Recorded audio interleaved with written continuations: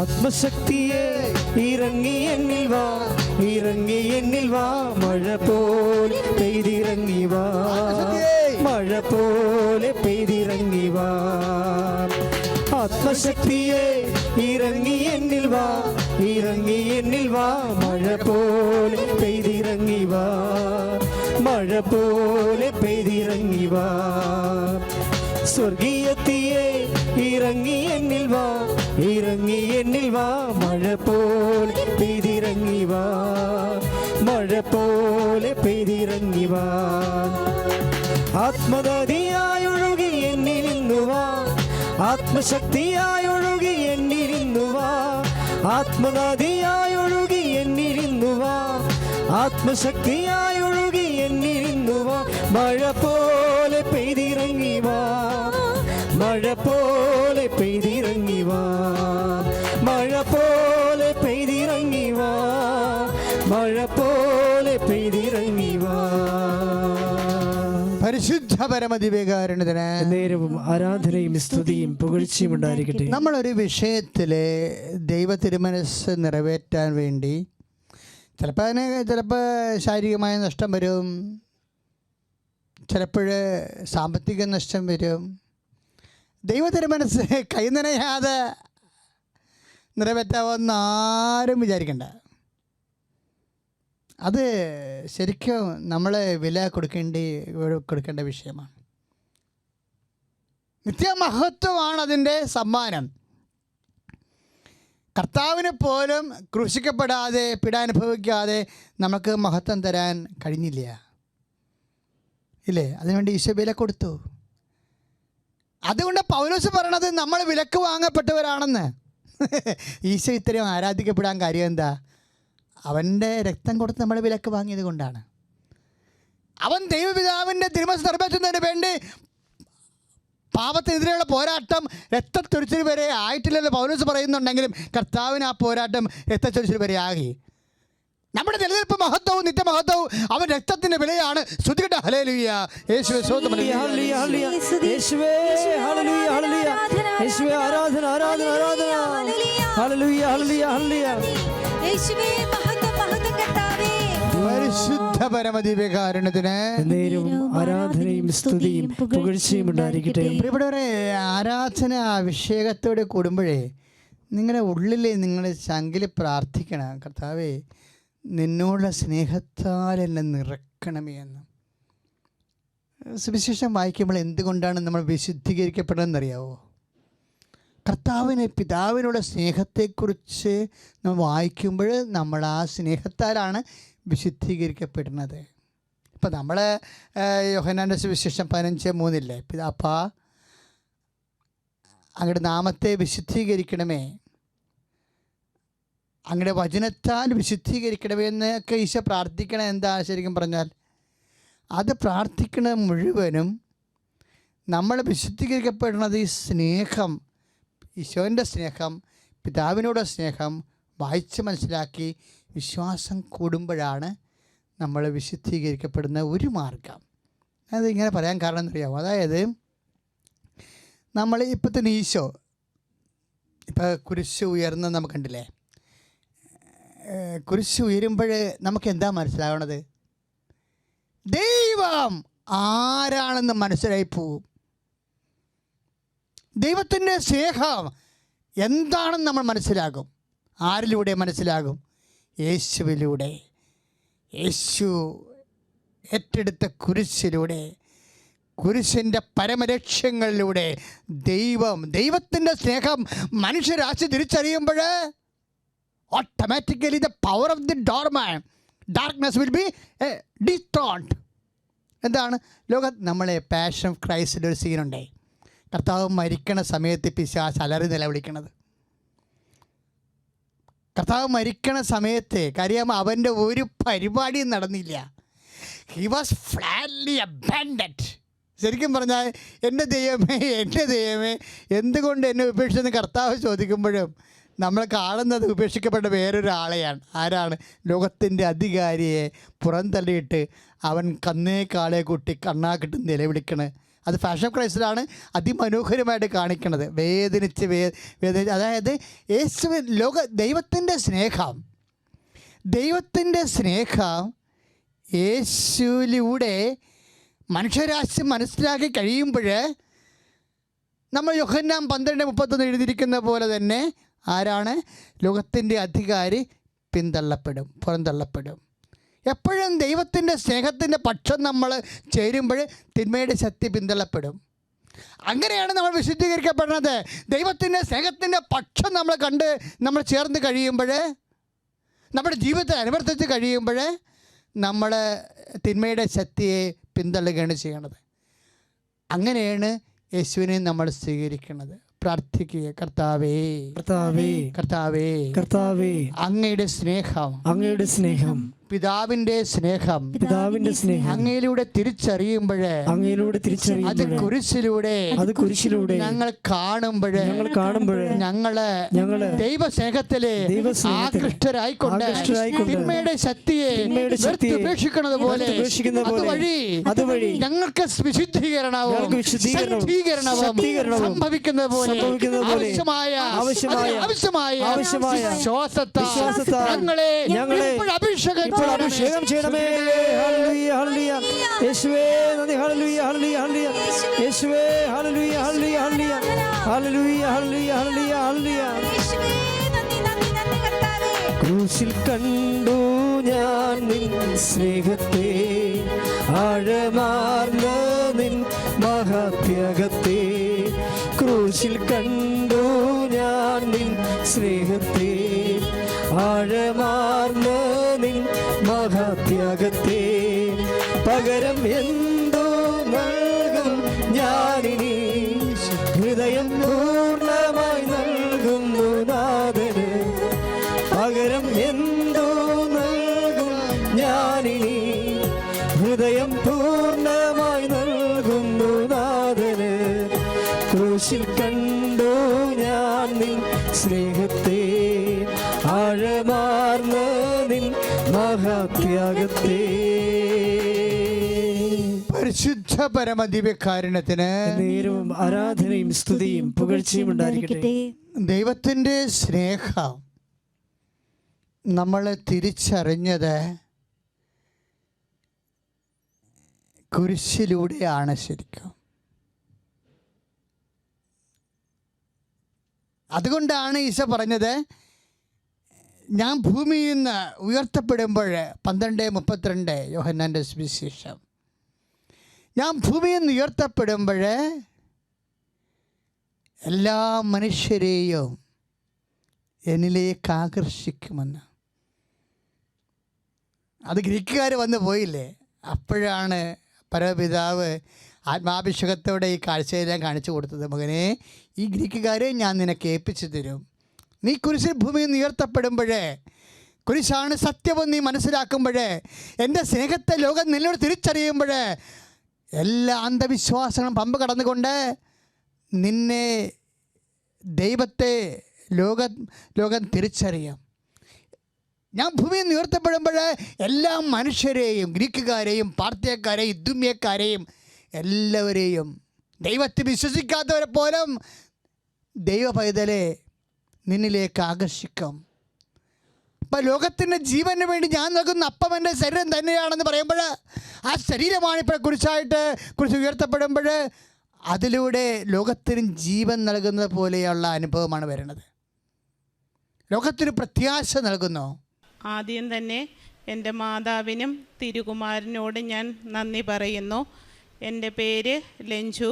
ഞാൻ വരുന്നത് തിരുവനന്തപുരത്ത് നിന്നാണ്. ഇതെൻ്റെ സഹോദരൻ അരുൺ, സഹോദരൻ്റെ ഭാര്യ അഞ്ജു, 2 മക്കൾ അക്ഷയും ആരുഷും എൻ്റെ മകൾ പൂജയുമാണ്. ഞാനിവിടെ വന്ന് പ്രാർത്ഥിച്ചതിന് ശേഷം എനിക്ക് ഒരുപാട് അനുഗ്രഹങ്ങൾ എൻ്റെ മാതാവും എൻ്റെ തിരുകുമാരനോടും പ്രാർത്ഥിച്ചതിന് ശേഷം എനിക്ക് കിട്ടിയിട്ടുണ്ട്. 1 കോടി നന്ദി ഞാൻ എൻ്റെ മാതാവിന് സമർപ്പിക്കുകയാണ്. ആദ്യം തന്നെ ഞാൻ 9 വർഷമായി ഒരു വാടക വീട്ടിൽ മക്കളും ഞാനും മാത്രമാണുള്ളത്. വാടക വീട്ടിൽ താമസിച്ചു വരികയായിരുന്നു. ഞാൻ കഴിഞ്ഞ 3 വർഷമായി ഒരു ഭവനത്തിന് വേണ്ടിയിട്ട് ഒരുപാട് പ്രതീക്ഷയോടെ കയ്യിൽ പൈസയും വെച്ചിട്ട് ഒരുപാട് ഭവനങ്ങൾ പോയി നോക്കുകയും 3 വീടിൻ്റെ പ്രമാണം എനിക്ക് കൈവാങ്ങാൻ പറ്റി, അഡ്വാൻസ് കൊടുത്ത്.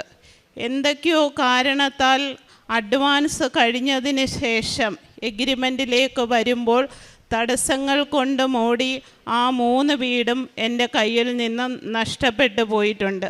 ഞാനൊരു സ്ഥാപനമാണ് നടത്തുന്നത്, ഹോം കെയർ സ്ഥാപനം. എനിക്ക് എൻ്റെ സ്ഥാപനത്തിൽ ഒരുപാട് പേര് ജോലിക്ക് വരുന്നുണ്ട്. അപ്പോൾ എൻ്റെ സ്ഥാപനത്തിൽ വന്ന ഒരു ജൈനമ്മ എന്ന് പറയുന്ന ചേച്ചി എന്നോടൊരു 2 വർഷങ്ങൾക്ക് മുമ്പേ ഒരു പത്രം എൻ്റെ ഓഫീസിൽ കൊണ്ടുവന്നിട്ട് പറഞ്ഞു, മോളെ ഈ പത്രം ഒന്ന് വായിക്കണം, ഇത് കൃപാസനത്തിലെ പത്രമാണെന്ന്. പക്ഷേ അന്ന് ഞാൻ അതിനെ അത്രയും വില കൊടുക്കാതെ ആ പത്രം വാങ്ങി എടുത്ത് എവിടെയോ വെച്ചു. ഞാനതിനെ നോക്കിയതുമില്ല, വായിച്ചതുമില്ല.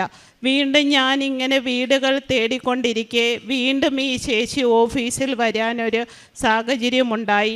അന്നും ആ ചേച്ചി ഒരു പത്രവുമായിട്ട് ഓഫീസിൽ വന്നു. മോളെ വീടായോ എന്നെന്നോട് ചോദിച്ചു.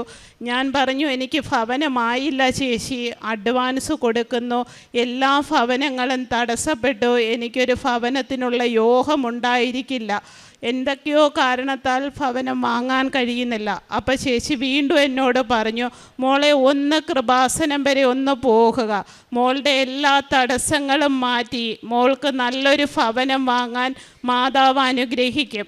അങ്ങനെ ഞാൻ ഇവിടെ വരുന്നതിന് ഒരാഴ്ചയ്ക്ക് മുമ്പേ ഈ പത്രം ഞാൻ കയ്യിൽ പറ്റുകയും ആ പത്രം ഞാൻ വാങ്ങിച്ചെൻ്റെ ആ ഓഫീസിൽ വയ്ക്കുകയും ചെയ്തിട്ട് എൻ്റെ മനസ്സിലൊരു തോന്നലുണ്ടായി, എന്നാൽ കൃപാസനം വരെ ഒന്ന് പോയേക്കാം. ഒരു പരീക്ഷണവുമായാണ് ഞാൻ ഈ കൃപാസന പടിയിലേക്ക് വരുന്നത്.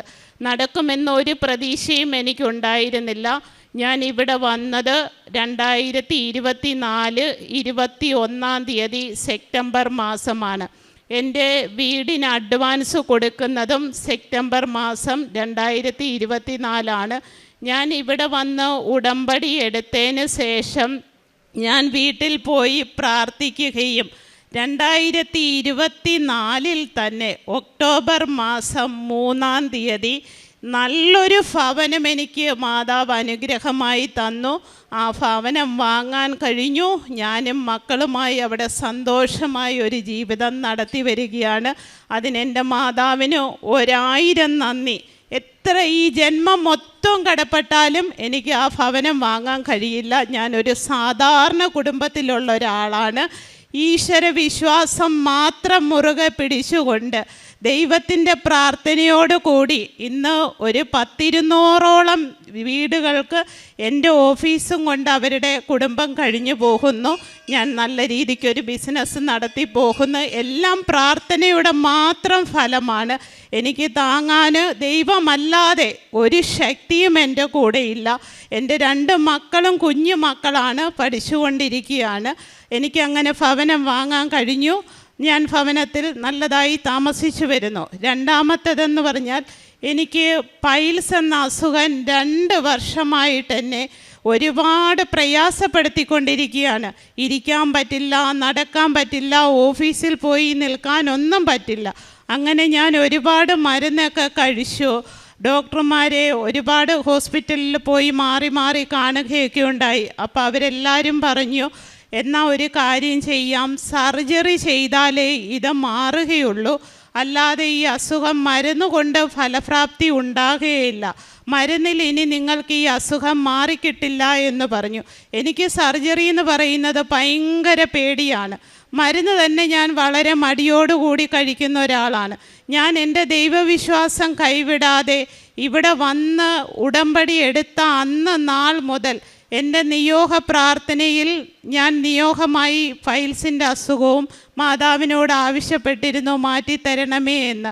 പക്ഷേ എൻ്റെ മാതാവ് എനിക്ക് അത് ശരീരത്തിൽ ഉണ്ടായ പ്രതിസന്ധികളെയും വേദനകളെയും എല്ലാം മറികടത്തി തന്നത് ഇവിടുന്ന് ഞാൻ കൊണ്ടുപോയിട്ടുള്ള പുതിന തൈലവും ഉപ്പും ഞാൻ എന്നും വിശ്വാസ പ്രമാണം ചൊല്ലി എൻ്റെ ശരീരത്ത് പുരട്ടുകയും അവസാന നിമിഷമായി ഞാൻ ഒരു 6 മാസങ്ങൾക്ക് മുമ്പേ സർജറിക്കായിട്ട് എല്ലാവിധ ചെക്കപ്പുകളും ചെയ്ത് വെള്ളിയാഴ്ച ദിവസം സർജറിക്ക് പോകണമെന്ന് പറഞ്ഞു. ബുധനാഴ്ച എല്ലാ ചെക്കപ്പുകളും കഴിഞ്ഞ് ഞാൻ ബുധനും വ്യാഴവും വിശ്വാസത്തെ മുറുകെ പിടിച്ചുകൊണ്ട് ഞാൻ ഈ വിശ്വാസ തൈലവും ഉപ്പും ദേഹത്ത് പുരട്ടിയും ഉപ്പ് ഉള്ളിൽ കഴിക്കുകയും ചെയ്തു. വെള്ളിയാഴ്ച രാവിലെ സർജറിക്ക് പോകുന്നതിന് മുമ്പായിട്ട് വാഷ്റൂമിൽ പോയപ്പോൾ എനിക്ക് അത്രയും ദിവസം അനുഭവപ്പെട്ടുകൊണ്ടിരുന്ന എൻ്റെ പ്രയാസത്തെ എങ്ങോട്ട് പോയി എന്നെനിക്ക് കാണാൻ കഴിഞ്ഞില്ല. എനിക്കന്ന് യാതൊരു പ്രയാസവുമില്ലാതെ എനിക്ക് വാഷ്റൂമിൽ പോയി വരാൻ സാധിച്ചു. ഞാൻ മാതാവിനോട് നന്ദി പറഞ്ഞിട്ട് ഞാൻ പറഞ്ഞു, എന്തായാലും ഞാൻ ഇന്ന് സർജറിക്ക് പോകുന്നില്ല, 1-2 ദിവസവും കൂടി എൻ്റെ മാതാവിൻ്റെ നിയോഗ പ്രാർത്ഥനയിൽ ഞാനൊന്ന് സമർപ്പിച്ചു കൊള്ളട്ടെ. ആ സർജറി സമയമായപ്പോൾ ഹോസ്പിറ്റലിൽ നിന്ന് അവർ വിളിച്ചു. ഞാനൊരു കള്ളം പറഞ്ഞു, എനിക്ക് പനിയാണ്, ഞാൻ 2-3 ദിവസം കഴിഞ്ഞിട്ട് ഞാൻ വന്നു കൊള്ളാമെന്ന് പറഞ്ഞു. ഈ ഒരാഴ്ചയും ഞാൻ എൻ്റെ മാതാവിൻ്റെ നിയോഗ പ്രാർത്ഥനയും രാവിലെയും വൈകിട്ടും പ്രാർത്ഥിക്കുകയും ചെയ്തതിനാൽ പൈൽസ് എന്ന അസുഖം ഇപ്പോൾ 9 മാസമായി എൻ്റെ ശരീരത്തിൽ കാണാനില്ല. പൈൽസ് പൂർണ്ണമായും ഭേദപ്പെട്ടു പോയിട്ടുണ്ട്. അതിനും എൻ്റെ മാതാവിനും തിരുകുമാരനും 1000 നന്ദി ഞാൻ സമർപ്പിക്കുന്നു. മൂന്നാമതായി എനിക്ക് 2 പെൺമക്കളാണ്. ആ 2 പെൺമക്കളിൽ മൂത്ത കുട്ടി വളരെ നിർബന്ധവും വാശിയും പിടിവാശി, അത് നമുക്ക് പറഞ്ഞറിയിക്കാൻ പറ്റില്ല, അത്രമാത്രം പ്രയാസമായിരുന്നു കുഞ്ഞിനെ എനിക്ക് വളർത്തി കൊണ്ടുവരാനായിട്ട്. അപ്പം കുഞ്ഞ് വളർന്നു. ഇപ്പോൾ അവൾക്ക് 17 വയസ്സായി. കുഞ്ഞ് SSLCക്ക് പഠിക്കുന്ന കഴിഞ്ഞ വർഷം കുഞ്ഞ് ഒരു ദിവസം പോലും പുസ്തകം എടുത്ത് വായിക്കുകയോ പഠിക്കുകയോ ചെയ്യാൻ പറഞ്ഞാൽ പഠിക്കുന്നത് ഞാൻ എൻ്റെ കണ്ണാലെ കാണുകയും ഉണ്ടായില്ല. ആ നിമിഷമെല്ലാം ഞാൻ ഓടിച്ചെന്ന് എൻ്റെ മാതാവിനോട് പറയുമായിരുന്നു, എൻ്റെ മാതാവേ, എൻ്റെ മക്കൾ എൻ്റെ പ്രതീക്ഷയാണ്, എൻ്റെ സ്വപ്നമാണ് അവരുടെ ഭാവി. എനിക്ക് എൻ്റെ കുഞ്ഞിനെ കൊണ്ട് എൻ്റെ പ്രയാസങ്ങൾ, എനിക്ക് അവരിൽ നിന്നുണ്ടാകുന്ന പ്രയാസങ്ങൾ മാറ്റിത്തരണമേ, എൻ്റെ കുഞ്ഞിന് 10ാം ക്ലാസ്സിൽ വിജയിക്കാൻ കഴിയണമേ എന്ന് പറഞ്ഞു. കുഞ്ഞ് പരീക്ഷയ്ക്ക് പോകുന്നതിന് 1 മാസം മുമ്പേ ഞാൻ ഇവിടെ വന്ന് ഉടമ്പടി എടുത്തു. 1 മാസം കഴിഞ്ഞു, 3 മാസം കഴിഞ്ഞിട്ടും ഞാൻ ഉടമ്പടി പ്രാർത്ഥനയുടെ നിയോഗത്തിൽ അത് മുന്നോട്ട് പോയിക്കൊണ്ടിരുന്നു. റിസൾട്ട് വന്നു. കുഞ്ഞിന് നല്ല രീതിക്ക് ഞാൻ ജയിക്കുമെന്ന് പ്രതീക്ഷിച്ചിട്ടേ ഇല്ല. പക്ഷേ അവളുടെ പഠന നിലവാരത്തെ വെച്ച് നോക്കുമ്പോൾ എൻ്റെ മാതാവ് മാത്രം തന്ന റിസൾട്ടാണത്. നല്ല രീതിക്ക് അവൾക്ക് ജയിക്കാൻ കഴിഞ്ഞു. +1 അഡ്മിഷൻ കിട്ടി. ഇപ്പം പഠിക്കാൻ പോകുന്നു. സന്തോഷമായി എൻ്റെ കുഞ്ഞിൻ്റെ എല്ലാ കാര്യങ്ങളിലും എനിക്ക് ഒരു രോഗശാന്തി എല്ലാം കിട്ടി തുടങ്ങി. പിന്നെ കുഞ്ഞിൻ്റെ ഈ ഡിപ്രഷനും വീട്ടിൽ എന്നോട് ഭയങ്കര വഴക്കുമൊക്കെ ആയിരുന്നു. അപ്പം ഞാൻ വീണ്ടും മാതാവിനോട് പറഞ്ഞു, SSLC എന്ന മോഹം എനിക്ക് സാധിച്ചു തന്ന മാതാവേ, എൻ്റെ കുഞ്ഞിൻ്റെ ദേഷ്യവും പിടിവാശിയും ഒക്കെ മാറ്റി എൻ്റെ കുഞ്ഞിന് അമ്മയെന്ന കരുണയും സ്നേഹവും എനിക്ക് കിട്ടണമേ എന്ന് ഞാൻ മാതാവിനോട് എല്ലാ ദിവസവും പ്രാർത്ഥിക്കുകയും ചെയ്തു. കഴിഞ്ഞ ആഴ്ച ഞാൻ എൻ്റെ കുഞ്ഞിനെ ഇവിടെ കൊണ്ടുവന്നു. കഴിഞ്ഞ ചൊവ്വാഴ്ച കൊണ്ടുവന്നു. ഞാൻ നമ്മുടെ ജോസഫ് അച്ഛനെ കൊണ്ട് കുഞ്ഞിനെ പ്രാർത്ഥിപ്പിക്കുകയൊക്കെ ചെയ്തതിൻ്റെ ഫലമായി ഈ ഒരാഴ്ച എൻ്റെ കുഞ്ഞ് എന്നോട് അമ്മേ എന്നല്ലാതെ ഒരു ദേഷ്യപ്പെട്ട വാക്കുകളും ഞാൻ എൻ്റെ കുഞ്ഞിൻ്റെ ഇതിൽ നിന്നും കണ്ടിട്ടില്ല. മാതാവ് എന്നും എനിക്ക് എൻ്റെ മക്കളെ 2 പേരെയും അനുഗ്രഹിക്കണമേ. എല്ലാവരുടെയും പ്രാർത്ഥന എനിക്കും എൻ്റെ കുടുംബത്തിനും ഉണ്ടാകണം. എൻ്റെ 2 മക്കളും വളരെ സന്തോഷമായി എന്നിൽ ഇപ്പം സ്നേഹത്തോടെയും സഹകരണത്തോടെയും കൂടി പോകുന്നു. അതിനും എൻ്റെ മാതാവിന് 1000 നന്ദി. 4മതായി ഈ ഞാൻ പറയാൻ പോകുന്ന ഈ സാക്ഷ്യം അത്ഭുതം എൻ്റെ ജീവിതത്തിൽ നിന്നല്ല, എല്ലാം കൊണ്ടും എനിക്ക് അത്ഭുതമാണ്. എൻ്റെ സഹോദരൻ്റെ കുടുംബം. എൻ്റെ സഹോദരൻ, ഞങ്ങൾ 3 മക്കളാണ്. ഞങ്ങൾ 3 മക്കളിൽ 2 സഹോദരിമാരും 1 സഹോദരനുമാണ്. സഹോദരനെ ഞങ്ങൾ അത്ര ആത്മാർത്ഥമായി വളർത്തിയെടുത്ത കുഞ്ഞാണ്. നല്ല രീതിക്ക് 3 പേരുമായി വളർന്നു വന്നു. സഹോദരൻ എന്തോ കാരണത്താൽ, എന്തൊക്കെയോ ജീവിത സാഹചര്യത്താൽ ഒരു മദ്യപാനിയായിരുന്നു. മദ്യപാനമെന്ന് പറഞ്ഞാൽ ചെറിയ രീതിക്കല്ല, നന്നായിട്ട് മദ്യപിക്കുന്ന ആളായി മാറി. ആരെയും അനുസരിക്കില്ല, കുടുംബത്തോട് വഴക്ക്, വീട്ടുകാരോട് എന്നും പ്രശ്നം, കൂട്ടുകാരുമായിട്ട് പ്രശ്നം, സമ്പാദിക്കുന്നതെല്ലാം ഇങ്ങനെ പെരുവഴിയിലാകുന്നു. അങ്ങനെ പ്രയാസം ഒരുപാട് അനുഭവിക്കേണ്ടി വന്നു. ഇവർ രണ്ടുപേരും കൂടി 1.5 വർഷത്തിന് മുമ്പേ പിരിയുകയുണ്ടായി. എൻ്റെ നാത്തൂൻ്റെ വീട്ടിലേക്കും അവൻ ഒറ്റപ്പെട്ട ജീവിതത്തിലേക്കുമായി. ആങ്ങളെ ഇങ്ങനെ മദ്യപിച്ചു കുടുംബമൊന്നുമില്ലാതെ ഇങ്ങനെ നടക്കുകയായിരുന്നു. അപ്പം നാത്തൂനോട് പല പ്രാവശ്യവും നമ്മൾ നാത്തൂൻ്റെ വീട്ടുകാരോടൊക്കെ ആവശ്യപ്പെട്ടു, ഒരിക്കൽ കൂടി ഈ കുടുംബം ഒന്നിപ്പിച്ചുകൂടെ. അപ്പം അവർക്ക് ഈ മകളെ ഇങ്ങോട്ട് വിടുന്ന ഒരു പ്രയാസം കൊണ്ടും ഈ മദ്യപാനം എന്ന ഒരു ദോഷം കൊണ്ടും അവർക്ക് വിടാൻ മടിയായിരുന്നു. അങ്ങനെ ഞാൻ ഇവിടെ ഉടമ്പടിയിൽ ആദ്യം എടുത്ത ഉടമ്പടി മുതൽ ഞാൻ 5 ഉടമ്പടി ഇപ്പോൾ എടുത്തിട്ടുണ്ട്. ഈ 5 ഉടമ്പടിയിലും നിയോഗത്തിൽ എൻ്റെ സഹോദരൻ്റെ കുടുംബജീവിതം ഉണ്ടായിരുന്നു. അപ്പോൾ ഇപ്പോൾ ഇവർ കേസും കോടതിയുമൊക്കെ ആയി. കോടതിയിൽ അടുത്ത മാസം ഇവരുടെ ഡിവോഴ്സ് പേപ്പർ സൈൻ ചെയ്യാനുള്ള എല്ലാ ഇതുമായി കഴിഞ്ഞു. അപ്പം ഞാൻ കഴിഞ്ഞ മാസം 20-ാം തീയതി ഇവിടെ വന്ന് നിയോഗ പ്രാർത്ഥനയിൽ പ്രാർത്ഥിച്ചിട്ടു. ഞാൻ എൻ്റെ മാതാവിനോട് കരഞ്ഞ് ഞാൻ അപേക്ഷിച്ചു, മാതാവേ എന്ത് ചോദിച്ചാലും എനിക്ക് തരുന്നുണ്ട്, ഈ ഒരു അനുഗ്രഹവും കൂടി എനിക്ക് തരണം. എൻ്റെ സഹോദരൻ്റെ കുടുംബം കൈവിട്ട് പോകരുത്, അവരെ ഞാൻ കുടുംബത്തോടെ ഇവിടെ കൊണ്ടുവന്ന് ഞാൻ സാക്ഷ്യപ്പെടുത്തിയേക്കാം.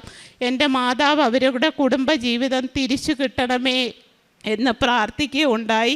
കഴിഞ്ഞ മാസം ഞാൻ ഇവിടെ വന്ന് 20-ാം തീയതി പ്രാർത്ഥിച്ചു പോയതിന് ശേഷം എൻ്റെ സഹോദരൻ എന്നോട് പറഞ്ഞു, എനിക്ക് മദ്യപാനം നിർത്തണം. ആദ്യമായാണ് അങ്ങനെ എന്നോട് ആവശ്യപ്പെടുന്നത്. അപ്പം ഞാൻ മാതാവിനോട് നന്ദി പറഞ്ഞിട്ട് ഞാൻ പറഞ്ഞു, മോനിങ്ങ് പോരെ, കൊണ്ടുവന്ന് നമുക്കൊരു ഡി അഡിക്ഷൻ സെൻറ്ററിലോട്ട് വിടാം. അങ്ങനെ സ്വയം ഇഷ്ടത്താൽ അവൻ നാട്ടിൽ നിന്ന് എൻ്റെ വീട്ടിലേക്ക് വരികയും ഞാൻ ഡി അഡിക്ഷൻ സെൻറ്ററിൽ കൊണ്ടാക്കുകയും ചെയ്തു. അതിൻ്റെ ഇടയ്ക്ക് മാതാവ് അത്ഭുതങ്ങൾ പ്രവർത്തിച്ചതുപോലെ എൻ്റെ നാത്തൂൻ ഒരു ദിവസം എന്നെ വിളിക്കുന്നു, ചേച്ചി എനിക്കും കൂടി അങ്ങോട്ട് വരണം. ഇതെല്ലാം ഒരു അത്ഭുതമാണ്. അങ്ങനെ നാത്തൂൻ എന്നെ വിളിച്ചപ്പോൾ ഞാൻ പറഞ്ഞു, എന്നാൽ വരിക, വന്ന് നമ്മുടെ കൂടെ നിൽക്കുക, എന്തായാലും ആങ്ങള പിന്നെ മദ്യപാനമൊക്കെ നിർത്തി വരുമ്പോൾ നമുക്ക് സംസാരിക്കാം. അങ്ങനെ അവർ ഫോണിൽ കൂടി അങ്ങോട്ടും ഇങ്ങോട്ടും സംസാരിക്കാനിടയായി. പക്ഷേ ഇപ്പോൾ ഇവർ ഒന്നിച്ചെങ്കിൽ അടുത്ത മാസം ഇവരുടെ നഷ്ടപരിഹാരം ഉൾപ്പെടെ എല്ലാം കോടതി വിധിച്ചിരിക്കുകയാണ്. അടുത്ത മാസം ഡിവോഴ്സ് ചെയ്യാനായിട്ട് നിൽക്കുകയാണ്. മാതാവെ എങ്ങനെ നന്ദി പറയണമെന്ന് എനിക്കറിയില്ല. 5 ലക്ഷം രൂപ വിധി പ്രഖ്യാപിച്ച് നിൽക്കുന്ന കുടുംബമാണ്. ഇപ്പോൾ ഇന്നലെ ഒന്നിച്ചിരിക്കുകയാണ്.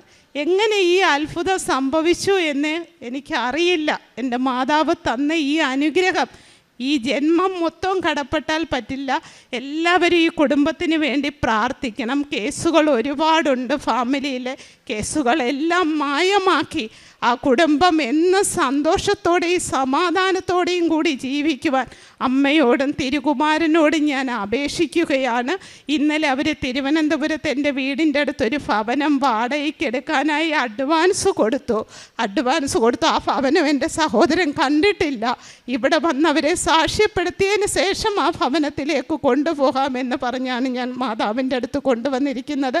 എല്ലാവരും എൻ്റെ സഹോദരൻ്റെ ഫാമിലിക്ക് വേണ്ടി പ്രാർത്ഥിക്കണം. അവരൊന്നായി ജീവിക്കാൻ വേണ്ടി ഞങ്ങളുടെ സ്വപ്നമാണ്, എൻ്റെ സഹോദരൻ്റെ ജീവിതം.